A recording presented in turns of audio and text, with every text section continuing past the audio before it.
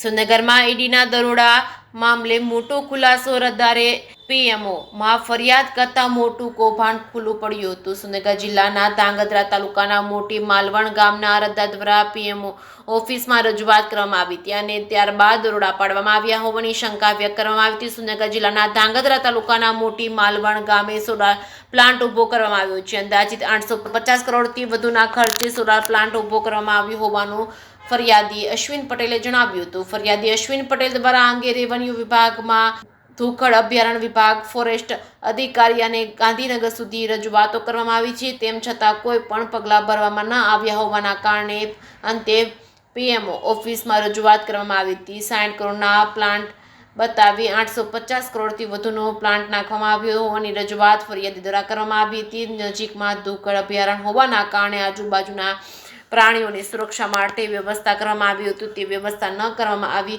હોય અને પ્લાન્ટ ગેરકાયદેસર ઊભો કરવામાં આવ્યો હોવાની રજૂઆત અધિકારીઓ સામે પીએમઓ ઓફિસ ખાતે કરવામાં આવી હતી અને આ સંદર્ભે 7 વખત સ્વાગત કાર્યક્રમમાં રજૂઆત કરવામાં આવી હતી. તેમ છતાં આ પ્રશ્નનો નિવાડો ન આવતા અંતે ફરિયાદી પીએમઓ ઓફિસમાં ઓનલાઈન અરજી કરવામાં આવી હોવાનું નિવેદનમાં આપવામાં આવ્યું છે.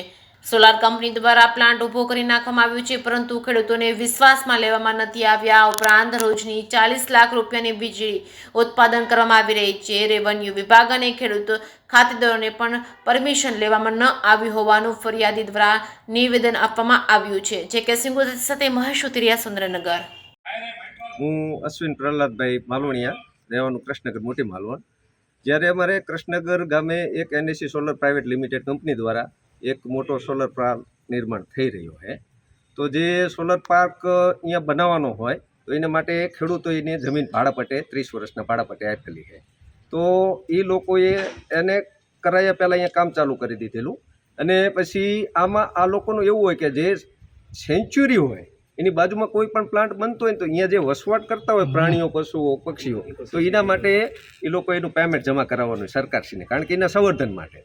તો એ લોકોએ ટોટલ એને પ્લાન્ટ બતાવ્યો હતો 600 મિલિયન, એટલે કે 60 કરોડનો. તો 60 કરોડ લેખે એક ટકો ભરવાનું થાય તેમને 60 લાખ રૂપિયા ભરી દીધા હતા. પછી ત્યારબાદ એ લોકોને જ્યારે મંજૂરી લેવાની થઈ અહીંયા સ્ટ્રક્ચર માટે, તો કલેક્ટર સાહેબ પાસે ગયા. તો કલેક્ટર સાહેબને કીધું કે આ સાહેબ અહીંયા અમારે 850 કરોડનું અહીંયા અમે રોકાણ કરી દીધેલે, જો આવડું આ નહીં અમે ચાલુ કરી પ્લાન્ટ તો અમારે નુકસાન જાય છે. અને કલેક્ટર સાહેબે મંજૂરી આપી. તો અમારી રજૂઆત એવી હતી વન વિભાગ પાસે. વન વિભાગને કારણ કે અમે 21/6 જાણ કરેલ, અગ્ર સચિવ મુખ્ય વન સંરક્ષક ગાંધીનગર, અને જાણ કરેલ કે આ લોકોએ આ રીતે ગેરરીતિ કરી છે, આટલા કરોડનો ભ્રષ્ટાચાર કર્યો છે, કે 60 કરોડ બતાવી અને 850 કરોડ પાછળથી બતાવે છે. તો વચ્ચેનો ડિફરન્સ રહ્યો હોય તો એ ડિફરન્સનું પેમેન્ટ ક્યાં ગયું?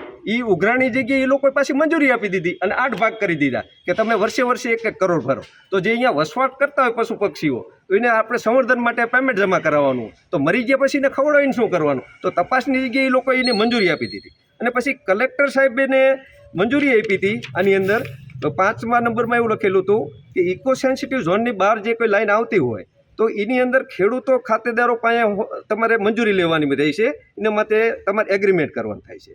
અને સરકારી ખરાબામાં આવતી હોય તો તેના માટે તમારે રેવન્યુ વિભાગમાંથી મંજૂરી લેવી જોઈએ. તો આ લોકોએ નથી રેવન્યુ વિભાગની મંજૂરી લીધી અને જે કોઈ ખાતેદારોની લીધી છે તો એ પણ લીગલી રીતે એગ્રીમેન્ટ નથી થયેલું. આ ફાઇનલ વાત છે. તો રેવન્યુ વિભાગની તો મંજૂરી લીધી નથી, છતાં પણ આજ પર ડેનો 35 થી 40 લાખનો પાવર ઉત્પન્ન કરી રહ્યા છે. અને આ લગભગ મારા ખ્યાલથી 28/4થી આ રનિંગ પાવર ચાલુ આજની તારીખ લાગે. તો રોજનો લગભગ 35 થી 40 લાખનો વીજ ઉત્પાદન કરી રહ્યા. તો અમારી એવી માગણી છે કે આના માટે અમે લગભગ 10/8થી આના માટે રજૂઆત છે અમારી, કે આ ખોટી રીતે અમને હેરાન કરી રહ્યા ખેડૂતોને. તો આના માટે અમને એવું લાગ્યું કે અધિકારીઓને અમે જાણ કરી, મુખ્ય અગ્ર વન સંરક્ષકને મળ્યા, હુડખરમાં મળ્યા, પણ અમને સંતોષકારક જવાબ ન મળ્યો. તો આના માટે અમે તકેદારીમાં પણ જાણ કરેલી કે અમને એવું લાગે કે આ અધિકારીઓ આની અંદર સંડોવાયેલા હશે, ભ્રષ્ટાચાર થયો હોય છે. તો એ બાબતથી અહીંયા જ્યારે રેડ થઈ છે ઈડીની કલેક્ટર ઓફિસે, ત્યારે અમને એવું લાગે કે કદાચ આના માટે પણ થઈ શકેલ હોય, કે કારણ કે આની અંદર ભ્રષ્ટાચાર મોટા પાયે થયો. નકર કારણ કે આ લગભગ મારા ખ્યાલથી અમે 7મી વખત ઓનલાઈન પ્રશ્નમાં સ્વાગતમાં આવેલા, તો છતાં હજુ જે તે અમારો પ્રશ્ન અહીંયા કેમ ગોટાય? તો આ કંપની દ્વારા અમારા રોડ તોડી નાખ્યા છે, અમારા ખેડૂતોને પીવા માટેની પાઇપલાઇનો તોડી નાખેલી.